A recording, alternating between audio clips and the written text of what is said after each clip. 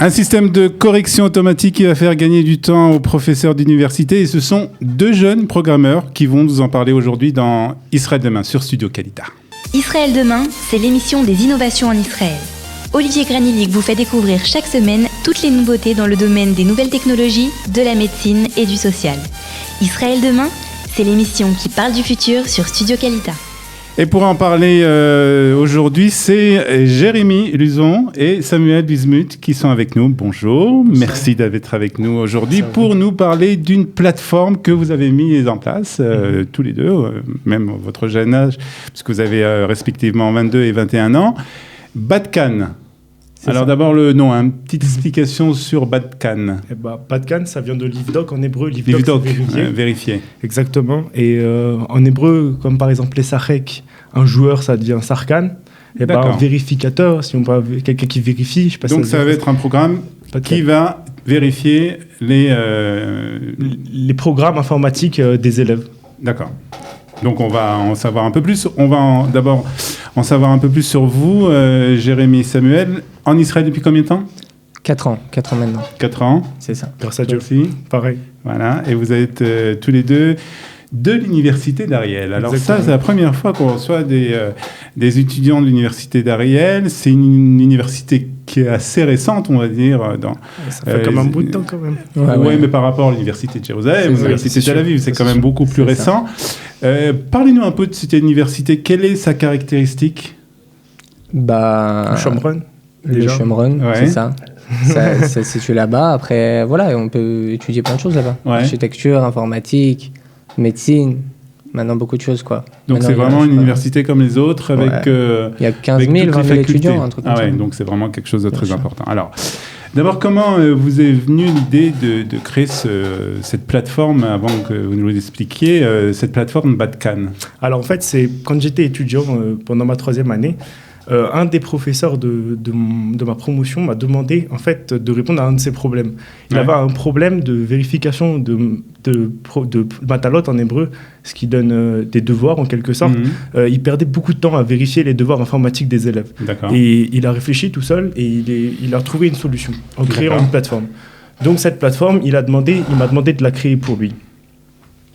J'ai donc créé cette plateforme avec son aide.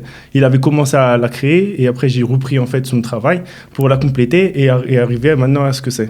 Donc en gros, c'est une plateforme qui permet aux professeurs d'université, tu vas me dire si je me trompe, Jérémy, de rentrer dans cette plateforme les devoirs informatiques.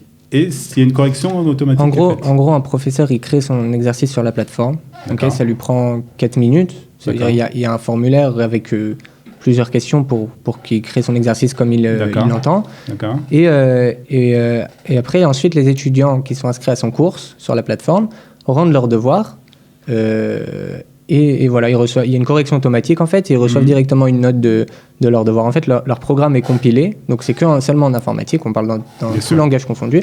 Leur programme est compilé et ils reçoivent une note directement en real time du... Ah ouais, donc vraiment c'est un gain de temps énorme. Incroyable. En gros, si vous voulez, un professeur, un professeur normal, il prend environ 10 minutes pour corriger un seul programme, un seul devoir d'élève. D'accord. Et là, il prend 4 minutes pour faire l'exercice. Et chaque élève rend son devoir dans son temps, quoi, et reçoit la note automatiquement, quoi. Pour rebondir sur ce qu'a dit Jérémy, j'étais en fait tuteur par la fac et j'ai dû corriger moi-même des devoirs. Oui. Et donc effectivement, ça prend vraiment beaucoup de temps de dézipper. Et puis il faut de la concentration, je suppose. Exactement. Et surtout, il y a des problèmes entre les différents systèmes d'informatique, parce qu'il y a Linux, Windows, Mac qui rentrent en jeu. Et du coup, notre plateforme permet ce gain de temps. Tout se passe sur la plateforme. Tout se passe sur la plateforme. Ils envoient, ça lit le programme sur la même plateforme. D'accord. Il reçoit sa note sur cette plateforme. C'est plus maintenant sur l'ordinateur du professeur que ça se passe, quoi. Donc, alors, cette plateforme, elle existe déjà ? Oui, bien sûr. Elle existe déjà. Est-ce que vous avez déjà des utilisateurs d'abord, et est-ce qu'il y a déjà des retours de ce qui se passe de cette plateforme, comment elle est accueillie par les utilisateurs, que ce soit par les professeurs ou bien par sûr, les parce étudiants. qu'on a deux types d'utilisateurs en effet. Par rapport aux utilisateurs, dernier semestre, donc c'était à partir de février, on avait environ 500 utilisateurs qui utilisaient la plateforme, donc à l'université d'Ariel, avec 4 professeurs qui faisaient un cours de C++ et de C. Là, donc, on a eu les vacances, donc la période un peu vide pour les professeurs et les étudiants. Et là, donc, on lance la nouvelle campagne pour ce semestre de printemps, le semestre de printemps. Et je laisse Jérémy répondre pour les retours qui ont été positifs pour la plupart. Non, oui, voilà, ça veut dire qu'on a maintenant de nouveaux utilisateurs, c'est-à-dire de professeurs qui vont utiliser la plateforme. En l'occurrence, à l'université d'Ariel, 1 ou 2 personnes déjà en plus. D'accord. On a quelques professeurs qui sont intéressés au Mahon Lev. D'accord. Et au Mahon Tal, je crois, c'est ça? Oui, c'est ça, le Mahon Tal pour les filles. C'est ça. Et voilà, et petit à petit, ça se développe, quoi. Alors, vous intervenez pas du tout. En fait, vous donnez cette plateforme et après, l'utilisation est faite par le professeur. L'utilisation est faite, mais après, il y a bien sûr un service client. Ça veut dire il y a un logiciel, ça se met à jour toujours. Ça veut dire ça se maintient, ça évolue. Alors, c'est un service payant? Oui, abonnement à l'année, quoi.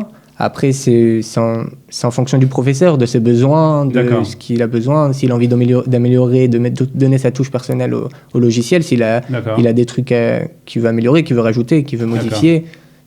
Tout dépend du professeur, quoi, en fait. D'accord. Comment se passe, on va dire, la campagne pour sensibiliser justement les professeurs? C'est un travail qui est long, qui est dur? Oui, ça veut dire qu'en fait... c'est un travail commercial, en fait. C'est ça. On a rendez-vous avec le professeur une première fois, on voit ses besoins, ce qui l'intéresse, ce qu'il veut ajouter ou modifier, comme je l'ai dit.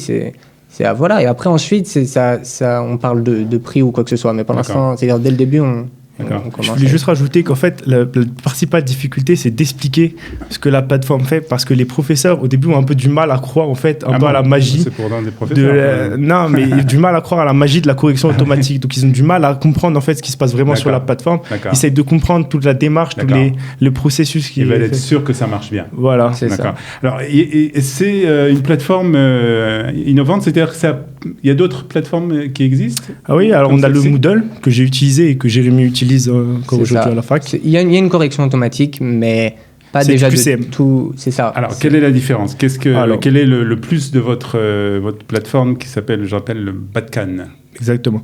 Alors, la plus grande différence, c'est que ça se met sur le système de correction automatique. Donc, comme j'étais tuteur, le fichier est rendu, en fait, comme sur WhatsApp, on envoie un message. Bah là, le devoir est rendu sur la plateforme Moodle. Donc, c'est comme un WhatsApp, si vous voulez, pour les profs et les étudiants.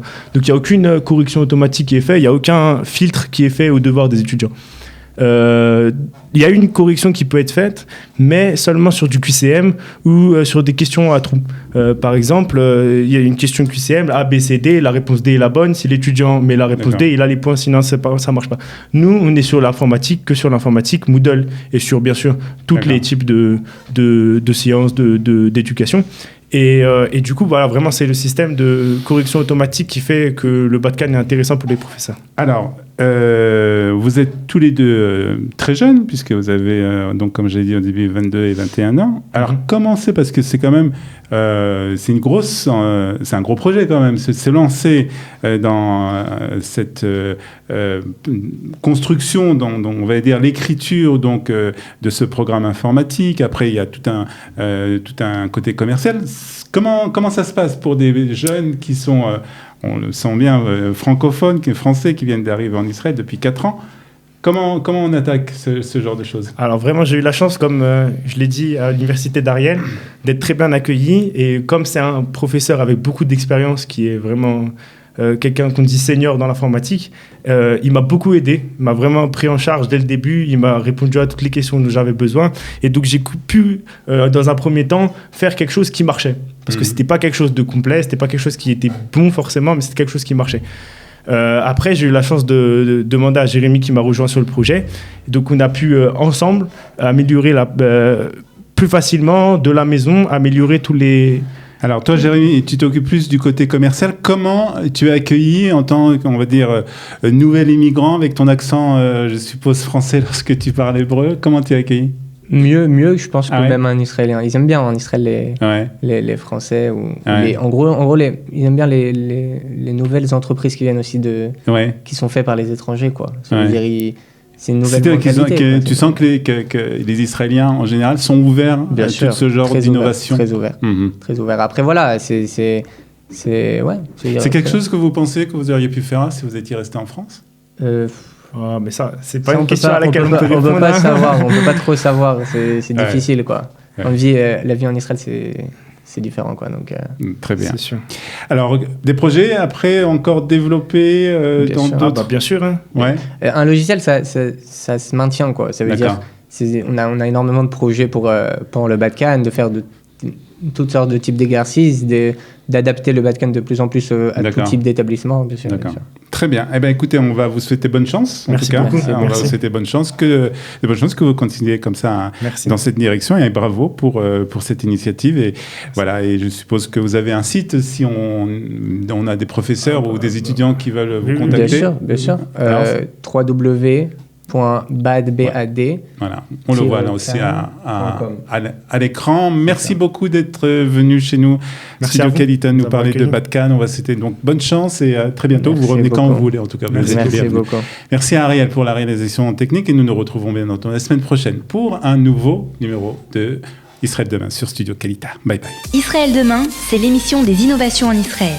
Olivier Granillic vous fait découvrir chaque semaine toutes les nouveautés dans le domaine des nouvelles technologies, de la médecine et du social. Israël Demain, c'est l'émission qui parle du futur sur Studio Kalita.